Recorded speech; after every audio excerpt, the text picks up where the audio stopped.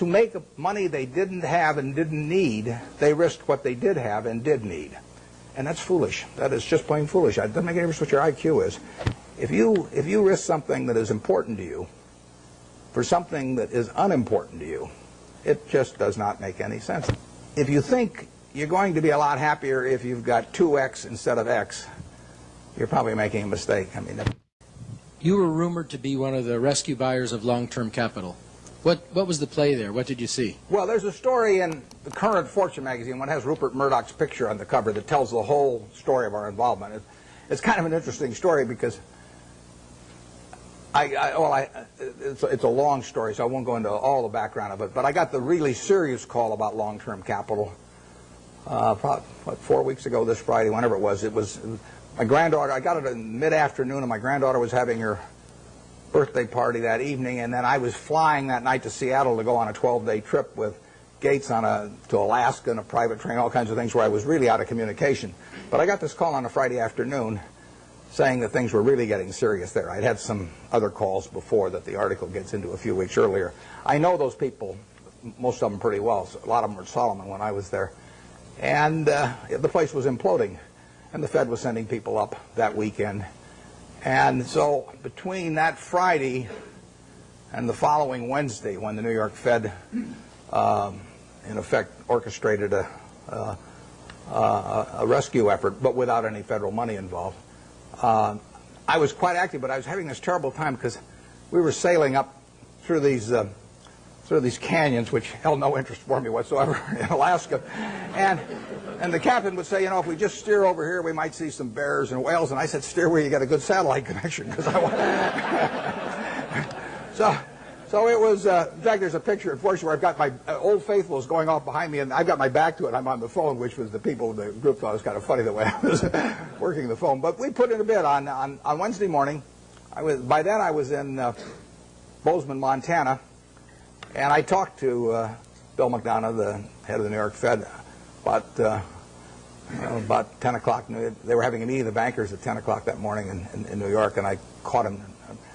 We actually delivered a message to him. He called me out there in Wyoming a little bit before 10 New York time, and we made a bid. It was because it was being done at a long distance and everything. It was really the outline of a bid, but in the end, it was a bid for $250 million, essentially for the net assets of. But we would have put in $3.75 billion on top of that, and it would have been $3 billion from Berkshire Hathaway, $700 million from AIG, and $300 million from Goldman Sachs. And we submitted that, but we put a very short time fuse on it, because when you're bidding on $100 billion worth of securities that are moving around, you don't want to leave a fixed price bid out there very long. Plus, we were worried about it getting shopped.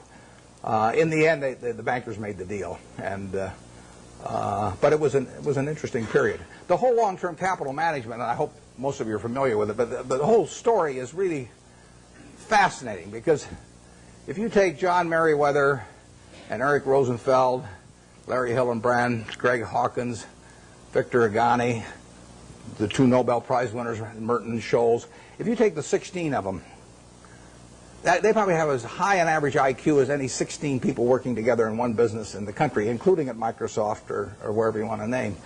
So there's an incredible amount of intellect in that room. Now you combine that with the fact that those 16 had extensive experience in the field they were operating. I mean, this was not a bunch of guys who had made their money, you know, selling men's clothing and then all of a sudden went into the securities business or anything. They'd had in aggregate, the 16 had probably had 350 or 400 years of experience doing exactly what they were doing. And then you throw in the third factor, that most of them had virtually all of their very substantial net worths in the business. So they had their own money up, hundreds and hundreds of millions of dollars of their own money up, super high intellect, working in a field they knew, and essentially they went broke. And that to me is absolutely fascinating. I mean, if I ever write a book, it's going to be called Why Smart People Do Dumb Things. My partner says it should be autobiographical, but this might be an interesting illustration. And these are perfectly decent guys. I respect them, and they helped me out when I had problems at Solomon, and so they're not bad people at all. But to make money they didn't have and didn't need, they risked what they did have and did need. And that's foolish. That is just plain foolish. It doesn't make any difference what your IQ is. If you risk something that is important to you for something that is unimportant to you, it just does not make any sense. I don't care whether the odds are 100 to 1 that you succeed or 1,000 to 1 that you succeed. If you hand me a gun with 1,000 chambers, 1,000,000 chambers in it, and there's a bullet in one chamber, and you said, put it up your temple, how much do you want to be paid to pull it once? I'm not going to pull it. You can name any sum you want, but it doesn't do anything for me on the upside, and I think the downside's fairly clear. So I'm not interested in that kind of a game, and yet people do it financially and without thinking about it very much. There was a great book. It wasn't a great book. It was a great title. There was a lousy book written once with a great title by Walter Gutman. The title was You Only Have to Get Rich Once. Now, that seems pretty fundamental, doesn't it? What difference if you've got $100 million at the start of the year and you're going to make 10% if you're unleveraged and 20% if you're leveraged 99 times out of 100? What difference does it make at the end of the year whether you've got 110 million or 120 million? Makes no difference at all. I mean, if you die at the end of the year, the guy that writes up the story may make a typo and he may say 110 even if he had 120. So you've got nothing at all. It makes absolutely no difference. It makes no difference to your family. It makes no difference to anything. And yet the downside, particularly managing other people's money, is not only losing all your money, but it's disgrace and humiliation and facing friends whose money you've lost and everything. I just can't imagine an equation that makes sense for. And yet 16 guys with very high IQs who are very decent people entered into that game. And I think it's madness, and it's produced by an over-reliance to some extent on things. Those guys would tell me back when I was at Solomon, that a 6 Sigma event wouldn't touch us, or a 7 Sigma event, but they were wrong. I mean, their history does not tell you the probabilities of future financial things happening, and they had a great reliance on mathematics, and they felt that the beta of the stock told you something about the risk of the stock. It doesn't tell you a damn thing about the risk of the stock, in my view. And Sigmas do not tell you about the risk of going broke, in my view, and maybe in their view now too. But I don't like to even use them as an example because they are. I mean, the same thing in a different way could happen to any of us probably, where we really have a blind spot about something that's crucial because we know a whole lot about something else. It's like Henry Kaufman said the other day. He said the people that are going broke in this situation are just of two types: the ones who knew nothing and the ones that knew everything. And it's sad in a way. I urge you, in anything, we never basically borrow money. I mean, we get float through our insurance business and to do things, but I never borrowed money. I never borrowed money when I had $10,000 basically, because what difference did it make? I was having fun as I went along, and it didn't make any difference whether I had $10,000 or $1 million or $10 million. Except if I had a medical emergency or something had come along like that. But I was going to do the same things when I had a lot of money as when I had very little money. If you think about the difference between me and you in terms of how we live, we wear the same clothes basically. SunTrust gives me mine, but you. So we wear the same clothes. We eat. We all have a chance to drink the juice of the gods here. But we all go to McDonald's, or better yet, Dairy Queen, and we live in a house that's warm in winter and cool in summer, and we watch Nebraska, Texas A&M on a big screen. You see it the same way I see it. We do everything. Our lives aren't that different. You'll get decent medical care if something happens to you, and I'll get decent medical care. The only thing we do is we travel differently. I ride around this little plane, and I love it. And that takes money. But if you leave that aside, we travel differently. But other than travel, I think about it. Think, what can I do that you can't do?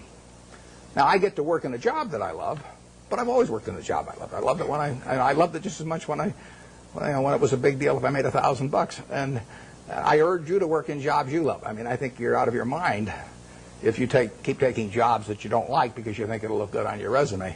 I was with a fellow at Harvard the other day who was taking me over to talk, and he was 28, and he was telling me what he'd done in life, which was terrific. And then I said, "What are you going to do next?" And he said, "Well," he said, "after I get out my MBA. He says, I think maybe I ought to go to work for a management consulting firm because it'll look good on my resume. And I said, wait a second, you've been 28, you've been doing all these things. I mean, you've got a resume that's 10 times as good as anybody I've ever seen it already. I said, if you take another job you don't like, just for, I said, isn't that a little like saving up sex for your old age? You know, I mean, there comes a time when you ought to just start doing what, you know, you ever got, so I think I got the point across to him. But you ought to take a job. When you get out here, take a job you love. Don't take a job that you think is going to look good on your resume. Take a job you love. You may change it later on, but you'll jump out of bed in the morning. I mean, when I got out of Columbia, the first thing I tried to go to work for Graham immediately. I offered to go to work for him for nothing. He said I was overpriced, but I kept pestering him. I went out to Omaha and I sold securities for 3 years, and I kept writing him and giving him ideas and doing all these things. And finally, I went to work for him for a couple of years, and it was a great experience. But I always really worked in a job. I worked in a job that I loved doing. And you should really take a job that if you were independently wealthy, you would take. That's the job to take, because that's the one that you're going to have great fun in. You'll learn something. You'll be excited about it, and you can't miss. You may go do something else later on, but you'll get way more out of it. And I don't care what the starting salary is or anything of the sort. I don't know how I got off on that, but there I am. So I do think that if you think you're going to be a lot happier if you've got 2X instead of X, you're probably making a mistake. I mean,